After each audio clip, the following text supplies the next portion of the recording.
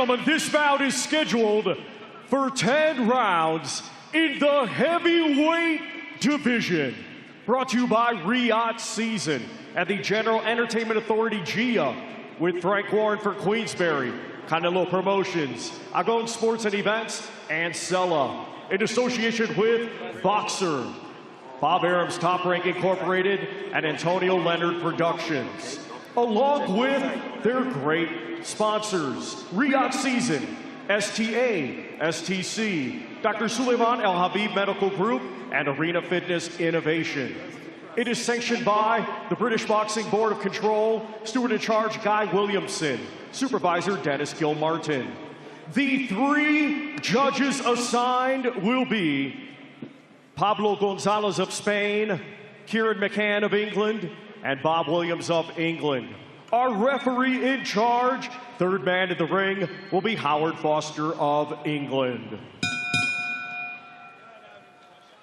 Introducing to you first, fighting tonight out of the blue corner, he comes to the ring wearing black with white and green and weighed in officially at 240 pounds.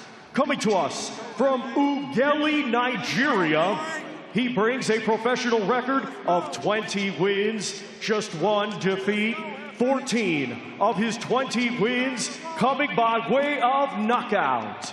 Currently ranked number 10 by Ring Magazine. Please welcome the former WBC Silver Heavyweight Champion, Efe, the Silent Ruler, Ajagba.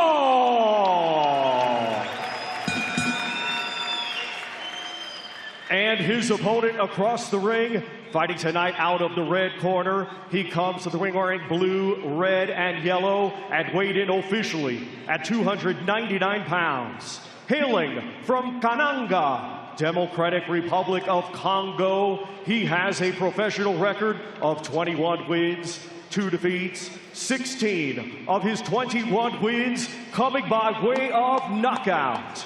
Currently ranked number 8 by Ring Magazine, here is the former interim world title challenger, Martin Bakole.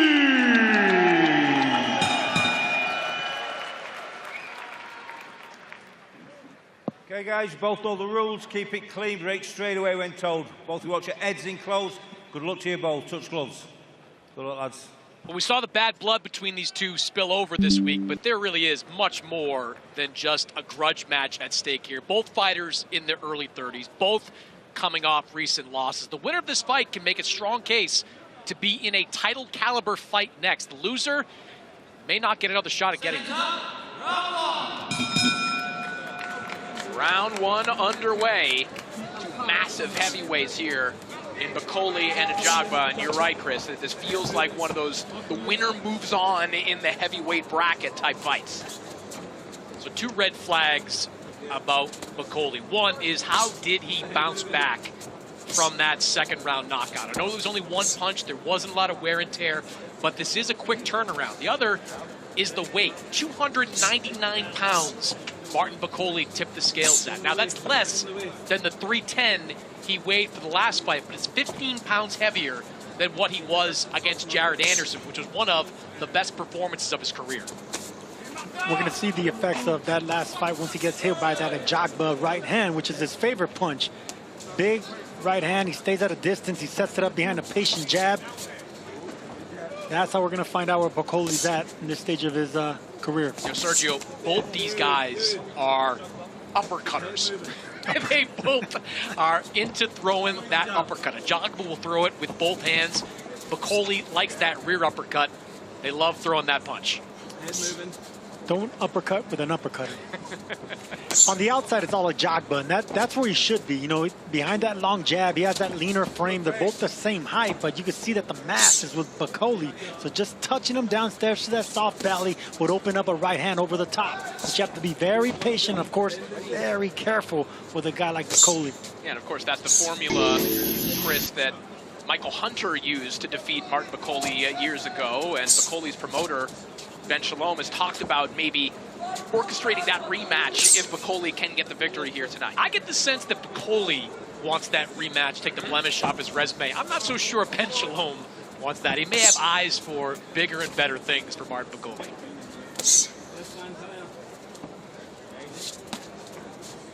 But I go back to that fight against Jared Anderson, which started a little bit like this, with Jared Anderson just pawing at the body of Martin Bakole. Then the last 20 seconds, Martin Bakole lands a big punch and puts Anderson on the deck. Yeah, Anderson got a little bit too confident and stayed still for a little bit too long.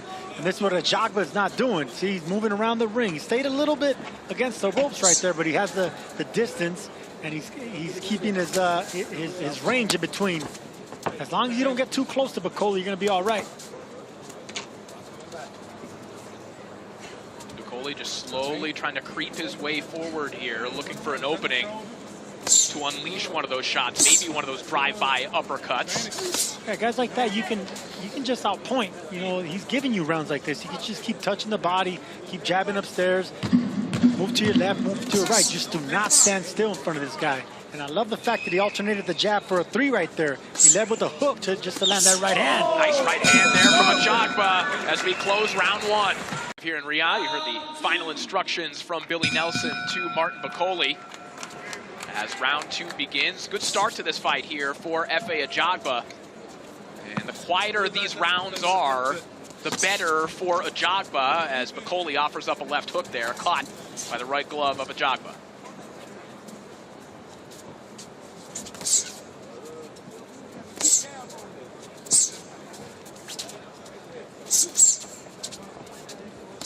Ajagba opening up a little bit here.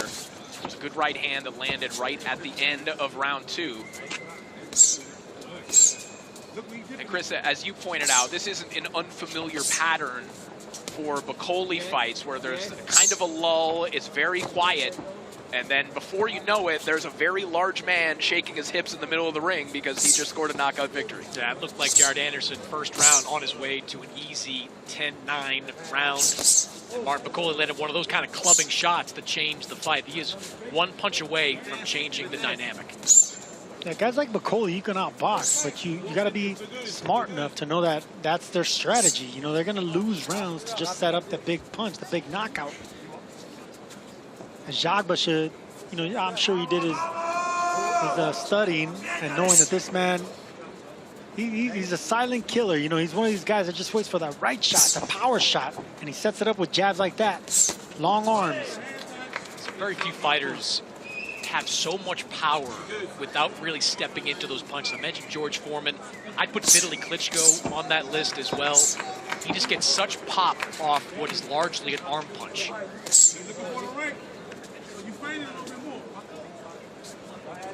The Ajagba corner asking for a few more feints here as Bakole picking up his activity here in the second round, at least relative to what he was doing in round 1. Starting to jab his way in, touching the body there of Ajagba. Nice long-range right hand there, just grazes Ajagba. It's funny, Corey, that we're looking at Ajagba as the boxer in this fight, since Ajagba came up as a heavy-handed guy, scary guy with power in both hands. And you'd have to think that Ajagba will have to really lean on that athleticism in this fight. If this fight is at distance, it's good news for Ajagba. And if that is what he needs, it's good news for Ajagba because his former strength and conditioning coach, who he was working with in Houston, Danny Arnold, who also trained Jadeveon Clowney, said that Ajagba compared favorably in athleticism to an NFL defensive back.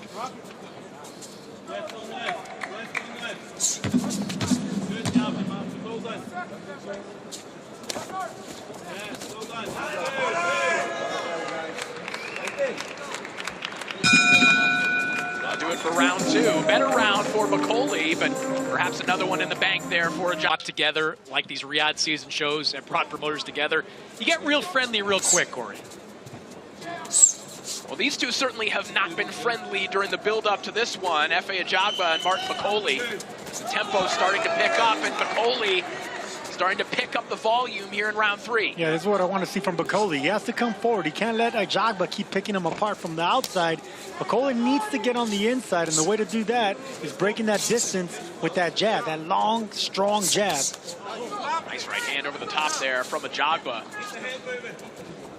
Bakole leaning back as he tries to jab to the body, but Ajagba found the antidote for that. Just bring that right hand over the top. I would like to see Bakole just throw that right hand right to the chest of Ajagba. He's not going to hit the head right now. It's too early in the fight. Just aim at the chest or the shoulder of Ajagba. Huge right hand there from Ajagba. That's the same punch he's been landing. It's a 3-2. He comes in the front door with a 3 going around the right hand of Bakole. He's catching Bakole, Sergio, leaning to the right, so he's able to throw that chopping right hand pretty easily. No, he's forcing him to the right with that left hand. He's keeping him there just to guide that right hand down the pipe. There it is again. That right hand seemed to wobble. Bakole was trying to fire back with left hooks, but Ajagba is cooking here in round 3. Yep, at the outside, it's all Ajagba. The knees buckled from the big man right now. And we ask questions if there were lingering effects from the knockout loss at the hands of Joseph Parker. It is that same kind of temple shot that seemed to affect him there. If Bakole is not going to get on the inside and not really try to double and triple his way in, he's going to be at the end of those punches, and it's only going to be a matter of time until you get cracked again with that right hand.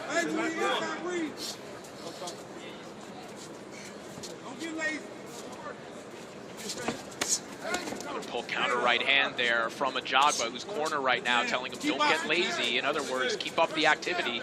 You've got something going here. Ajagba is one of the better jabbers in the heavyweight division, so he's going to be comfortable keeping this fight on the outside. These are exchanges where Bakole can be dangerous, but it is Ajagba who is owning them at the moment. No, these aren't exchanges, Corey.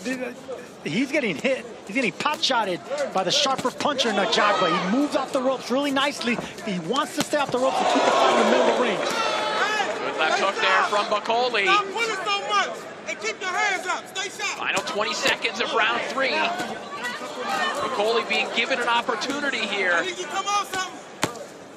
This has been a fantastic round for Efe Ajagba. Check this out. Chopping counter there from Ajagba with his back against the ropes. And that will do it for round 3. Good round for Efe Ajagba, but I do think in the final 30 seconds, Martin Bakole started to close the gap a little bit. We'll see if that carries over in this round. I think Ajagba gave him that gap. He was comfortable against the ropes, and I think he was picking them, catching and countering. A different strategy here for Bakole, who's now framing up and just trying to muscle his way to the inside. I think realizing what you were pointing out there, Sergio, that trying to slip to his right, jab his way in, it wasn't quite working. This is better stuff for Bakole. Yeah, he needs to move that upper body. He needs to get in and break that distance. He can't stay at that range. All right, let's send it over to Claudia Trejos, who was in the corners between rounds. Claudia, what are you hearing? Thank you, Corey. They were actually echoing what Chris was saying. Bakole's actually trying to smother the reach on Ajagba, and that's precisely what he wants to avoid. Stay away from the ropes, use your reach, use your movement, do not allow him to close the gap. And this is the reason why Bakole popping the head back of Ajagba with a huge left hook a moment ago. And this is exactly what Bakole wants. Yeah, because Ajagba's squared up. He's not at an angle. If he's squared up like that, it makes it easier for those left and right hooks to land. Bakole's been stopped a couple of times, but I have more questions about the Ajagba chin, given the caliber of competition that's either knocked him down or wobbled him. Ajagba looked a little unsteady as he was navigating his way back to the ropes here, now trying to fight his way off the ropes. But he's got a Colossus in front of him, trying to keep him there. I mentioned Foreman. Isn't this like a Foreman-esque vibe, too, to a fight like this, where you just, if you're Bakole, you're just taking punches until you can land one that changes the fight. Ajagba trying to counter with right hands against the ropes. There is the signature shot there from Bakole, that uppercut, and once those start flowing, that's when things really start rolling for Bakole. Yeah, that's a beautiful shot for such a big man. And once he starts throwing that uppercut to the body and picking him up to the head, that's when you know it's getting good to him. You don't see the movement from Efe Ajagba that you saw for the first 3 rounds. A lot of laying on the ropes and in the corner. Bakole, I love that right hand that just gutted Ajagba, breaking him in half.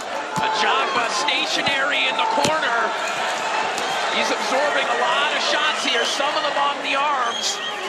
But but those are heavy, heavy shots, just grinding Ajagba down. And those shots, Sergio, the right hand is kind of that corkscrew right hand that Gennady Golovkin kind of made famous years ago, looking for that top of the temple shot. Yeah, coming from top to bottom. If your opponent's not giving you an entrance, you got to go over the top.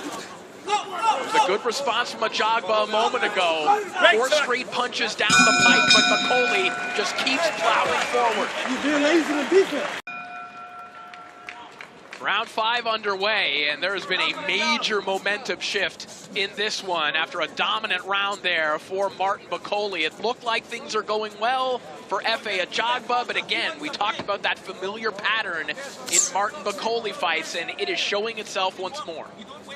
Yeah, flashes of that Jared Anderson fight. You know, this is how Anderson started. Boxing, moving, getting confident with that jab, straight right hands. But Bakole was slowly eating him up, slowly inching that front foot in the front door just to land that big right hand and uppercut. And they're yelling at Ajagba not to get lazy. It's not really that he's getting lazy. It's that he's being backed up by a bigger man that's taking his punches. It's also got to be really difficult for a 240-pound heavyweight to use the entirety of the ring for the course of a fight. Like, Efe Ajagba is not a flyweight out there moving around. He's a big man. He's been being asked to work hard early in this fight.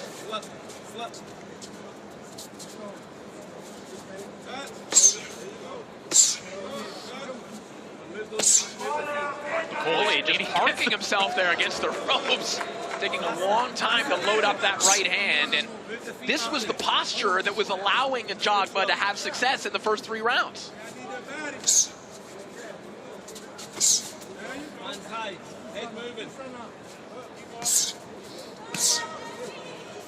Bakole corner asking him for head movements. Showing that right now, but it's only Ajagba offering up jabs at the moment. Ajagba just barely missed that right hand. I think Bakole's getting a little bit lazy right now, trying to shoulder roll that right hand of Ajagba just to come back with his own, but I don't think he's quick enough to do that. Yeah, he's looking to time Ajagba and land that counter right, but that's not really his game. His game is pressure. I agree. And this is where Ajagba should take advantage of that. Just double and triple your way in, and then get to the side of Bakole and start ripping those left uppercuts. Double, triple up the left uppercuts when you're on the side of him, on the left side of Bakole. It's also a curious decision to try to take the round off in a fight that, you know, you had a good performance in the 4th round, but you're probably losing it. Yeah, especially after a round, Chris, where it looked like the snowball was turning into an avalanche a little bit. There was some scary moments for Ajagba, who just produced one there for Bakole with a beautiful pull counter right hand. the big man bounced off the ropes to try to land a right hand, and it was Ajagba that rolled with it and got a bigger right hand. Whose idea was to change game plans like that in the 5th round, but it was a bad one. Yeah, momentum shifted right back to Efe Ajagba.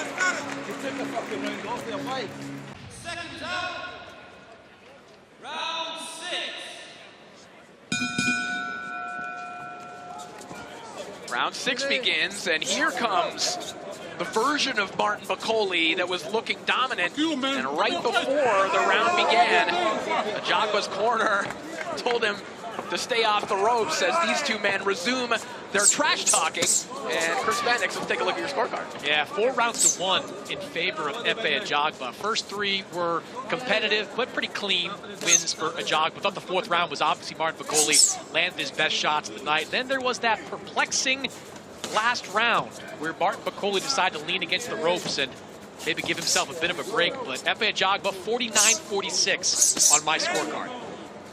Nice right hand to the body there from Ajagba. And Bakole getting frustrated, saying, come on, man, stop and fight. But no, Ajagba shouldn't do that. He should do exactly what he's doing, bouncing on his feet, moving laterally, using the entire ring, and keep popping that jab. That's how you win this fight. That's how you beat this big man. Beat him on your terms, not his. See Bakole staying in the middle of the ring. He wants Ajagba to come to him. Ajagba shouldn't give him that. Bakole attempting here, Sergio, what is a part of his game, kind of that psychological warfare. You know, he tries to intimidate opponents, and it works as he walks through your shots. That has happened to opponents of his in the past. It's imperative on Ajagba to stay disciplined. Yeah, it's a lazy strategy by Martin Bakole, you know, but sometimes fighters fall for that. I don't think Efe Ajagba is one of those guys. Efe Ajagba, very good fighter. Got a good corner, too. Kei Karoma in the corner of Efe Ajagba, working with him for the last few fights. Very smart guy. And the advice we've been hearing coming from the corner of Ajagba is spot on. Stay off the ropes, keep moving, don't engage with this guy. Yep, and you got to keep reminding them that, because sometimes, you know, it feels like you're winning really easily, and it just takes one shot, just like that just bloodied his nose right now. And just a stiff jab from Bakole, immediately producing some blood from the nose of Efe Ajagba. You saw him wipe it away. 45 seconds remaining here in round 6.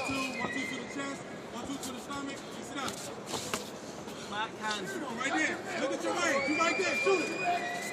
Here we go. Ajagba's corner asking him to throw 1-2 downstairs. That's actually a pretty awkward punch to throw. To throw a 1-2 downstairs. I've never heard of that. Because if you're the taller man, that once you throw that right hand, you're going to be vulnerable to something punching down. I don't like that advice. I like the jab or a single right hand, but a 1-2 to the body, I think that's bad advice to a tall fighter. Nice right hand there by Bakole. Good shot over the top there. Another good round in the bank.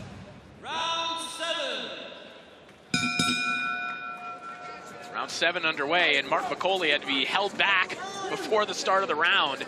We'll see if he keeps this pressure up. We've seen one round of this from him, Chris, but otherwise, this has been an easy fight, I think, to score for Ajagba. Yeah, bizarre strategies over these last few rounds from Martin Bakole. This round started off the way it showed, Martin Bakole applying the pressure and trying to get Ajagba back up against the ropes. That's what was effective for him in the 4th round. But in between, it's been sort of a strange night for Martin Bakole. Nice right hand that connected from Ajagba a moment ago. There's another one. Sergio, when he can throw that on the move, it's a punch that seems to be impacting Bakole. Yeah, and he's doing it moving backwards, and it's kind of like an anchor punch with that right hand. He keeps moving back, but you need to have athleticism to do that, and of course Ajagba has that. I think now there's an opening for a left hook for Ajagba, because every time that he feints at Bakole or pretends to throw a jab, you can see Bakole pawing at it. You don't paw at jabs like that, because then someone could come around, fake the jab, and come around with the left hook. I think that's an opening right now.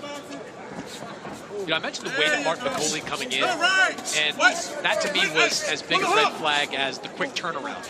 If you portend to have a good camp, full camp, and you still come in at 299 pounds, I understand he has been close to that weight in the past. I think Carlos Takam, he was right around that weight, but at his best, last year, when he fought Jared Anderson, he was 284. That was a guy that was in great shape. This is not a guy that looks in the best of shape. Again, would be puzzling if that were to be the case. Bakole has been out here in Riyadh for weeks, training at the Mike Tyson gym, as we've referenced other fighters have been. Head moving.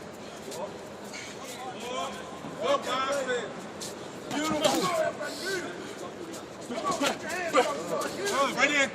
It's not unusual for Bakole to perhaps be content or not bothered by the fact that he's losing rounds. He's thinking knockout all the time. But you do wonder, as we've been watching him, does he have the gas tank to produce that? Nice counter right hand again there from Ajagba, and then back with a stiff jab immediately. Yeah, stopped on a dime just to counter him with that right hand. It's risky, but that's what you got to do to get the respect out of a monster like Bakole. He's going to keep coming. He's going to take your best shots. You got to keep giving him your best shot. He's bound to break down.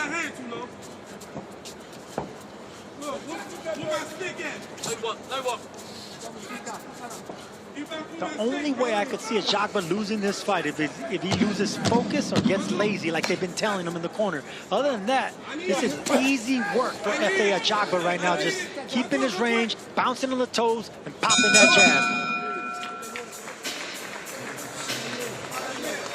Right now, Sergio, I know you're not a fan of the rah-rah speech, but Martin Bakole needs a rah-rah speech. Martin Bakole's got to get going, because this fight's slipping away from him. pace in Bakole's step. He's running after Ajagba right now. That may be part of the problem, too. He's running at him, not necessarily cutting the ring off. You know, the reason I'm not a fan of those speeches is because if you have to be a cheerleader for a professional fighter, then he doesn't have to fight in them. You know, there's times where you can encourage him in a round that he looked bad, but if you have to do that every single round, Bakole only won one round pretty much. He's the one losing the fight, you know, so he's the one that should be mustering up the strength, knowing that he needs to break the distance, double his jab way in, just hit anything that Ajagba gives you, but he is not doing that. Instead, he's complaining, getting frustrated, and just getting out jabbed. I think there's always room for the old Angelo Dundee, you're blowing it, son. The Teddy Atlas, we're all firefighters. There's room for those kind of speeches in boxing. They're great sound bites. A swim without getting wet as well by Nazim Richardson. But all in all, man, you want a fighter that I mean, Bakole is begging Ajagba to fight him, but Ajagba's not doing anything wrong here, Sergio. No, he's not. He's boxing and sticking to his game plan. This is his strategy. Big shot hand over the top there from Ajagba. Bakole might have connected in the midst of that, too. Bakole he reminds you of a spider web. You know, he's just going to stand there and wait for the flies to come to him, but Ajagba's not going to be doing that. He's not going to get stuck in that web. He's going to keep moving around, and Bakole's just going to stay in the middle of the ring following him. You got to find a way to cut him off, Sergio, though. But just following him around is not going to be enough, especially with this being a 10-round fight and a little over 2 rounds to go. Well, the body is what you got to do. So if he's moving to your right, you throw that right hook to get him to stop from going to the right. Here we go, Bakole lands a floating left hook.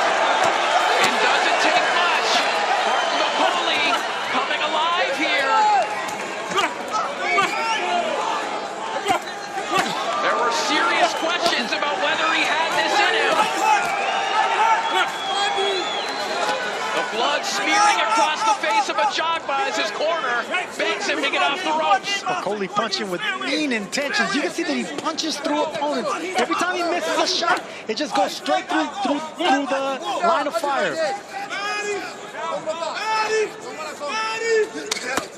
Good body work there from Ajagba. That's what I want to see Bakole do with both hands. Bakole is an excellent body puncher. Start digging away the body, taking away the leg. Big right hand there from Bakole. Scary. And he lives for this, man. This is going to be a real test, Corey, of what F.A. Ajagba's got in him, because I think Martin Bakole is going to finish strong here. Round 9 is now underway. I think this is the last round for Martin Bakole to do something, because once that 10th round rings, the adrenaline kicks in, knowing that it's just 3 more minutes for a fight to end, and Ajagba's just going to move with that adrenaline. So Bakole better do something out of desperation in this round. Yeah, I agree. The footwork is going to come back for F.A. Ajagba in that 10th round once he sees the light at the end of the tunnel.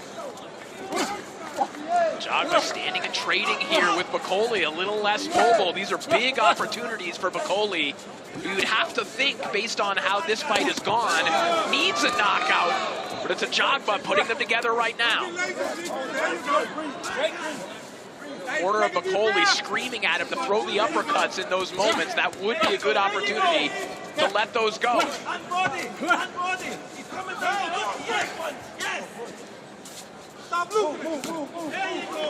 Neat right hand there from Bakole. And these are shots that he doesn't need a big windup. He just needs to touch you to produce an adverse reaction.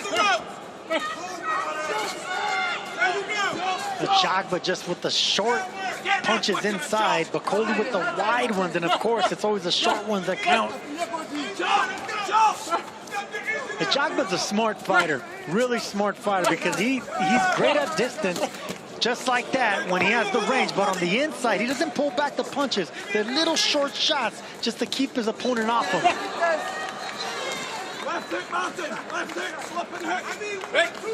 See, right here, Ajagba, the only thing I would like to do is, whenever you're in a clinch, walk that big man back. Not only do big men hate being walked backwards, but Bakole doesn't have the legs anymore. That's the only thing he needs to learn now. Back up big men like this. Ajagba grinding out the clock a little bit here, not looking quite as spry as he was earlier, and how could he? He's been doing a lot of moving, and he's been taking shots like that every once in a while from Bakole. And another thing that clinching and walking your opponent back does is you're killing the clock, because by doing that, the referee can't break you. You're moving back until you hit the ropes, then you break up. That's going to buy you 10, 15 seconds. That's how you kill the clock. 25 seconds remaining here in round 9. Silent roller, Efe Ajagba looking to be a clock killer. Beautiful. I love that. Nice right hand again over the top there from Bakole. And we will head into the final round of this heavyweight contest. Final round. 10th and final round of a fight that we did not think would go this long. And now you would have to think that Efe Ajagba just needs to stay on his feet, but he's going to have a 300-pound monster rolling after him here for 3 minutes. Not even stay on his feet, just stay at range. You know, keep popping the jabs, stay at range, and you're fine. Yeah, and I've got an 87-84 in favor of Efe Ajagba. Good run over the last 2 rounds by Martin Bakole to close the gap. The first half of this fight was largely dominated by Efe Ajagba. So 87-84, and I agree with you, Corey. Martin Bakole needs something big to win this fight. Now, if you're looking for historical hope here for Bakole, obviously you look back to his own knockout power, but Chris, we saw Ajagba get hurt late by Guido Vianello recently as well, so there are questions perhaps about the endurance of Ajagba and whether he can be vulnerable in these moments. Yeah, knocked down 2 in the 7th round by Frank Sanchez in their fight, so he is vulnerable. He does have a tendency to keep that chin up in the air. So far, he's fought a very disciplined fight. I mean, Martin Bakole has been daring him to stay in the center of the ring. Why would he do that? Ladies and why would that make any sense? Great shot. Wicked counter there from Ajagba, but look at Bakole back with a 2-punch combination. Keep moving, keep moving.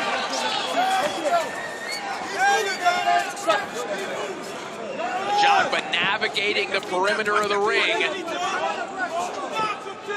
If Bakole would have fought like this earlier in the fight, I think Ajagba would have used a lot of nervous energy, and Bakole would have been in a better position to get the knockout that he needs in this fight. Got 70 seconds to produce it right now. And that's not going to be enough, guys, because right now Ajagba knows he's comfortably ahead and adrenaline's running through his veins. He just knows that he needs to stay in the perimeter of the ring, moving to the left, moving to the right, and this big man doesn't have the foot speed to break that distance.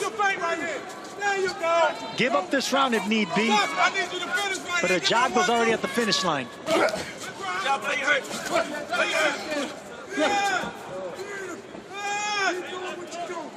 Get the feeling too, Sergio, that Bakole, all these times he stood in the center of the ring, talking to Ajagba, telling him, hey, let's fight. It's almost like he's telling himself this story already. Hey, this guy ran away. He didn't come to fight. That's why I lost. That's nonsense. That's fooling yourself. That's lying to yourself. You need to break that distance with jabs. You need to break it with foot speed. This is a flat-footed monster. He's only a beast if you come to him and stay in the same place. When you stick and move, then you exploit him. Efe Ajagba is a stablemate of Jared Anderson with Top Rank. You saw what happened to Jared Anderson when he let his guard down and slipped. He has fought an excellent fight and the right fight based on his opponent.